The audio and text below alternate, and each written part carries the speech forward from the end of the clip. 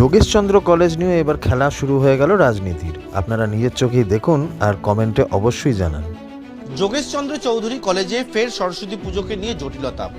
যোগেশচন্দ্র চৌধুরী ল কলেজে প্রিন্সিপাল রুমের সামনে দাঁড়িয়ে রয়েছে এবং সেখানে দেখতে পাচ্ছি একবার প্রিন্সিপাল রুম তালা বন্ধ করে দিয়েছে এখানে ছাত্ররা, এবং তারা তাদের যে বেশ কিছু দাবি দেওয়া সেই বিষয়টা এখানে উল্লেখ করেছেন।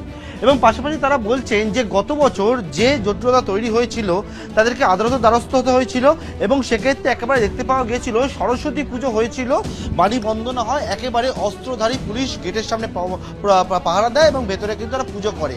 এবং এখানে যারা পড়ুয়াদের দাবি যে তারা চাইছে কোনো রকমভাবে কোনো যারা প্রাক্তন ছাত্র তারা যাতে অংশগ্রহণ না করেন, কারণ তারা অংশগ্রহণ করলে তাদের ওপরে নানা সময় নানা হুমকি উঠে আসে এবং তারা চাইছেন না প্রাক্তনরা এখানে অংশগ্রহণ করুক।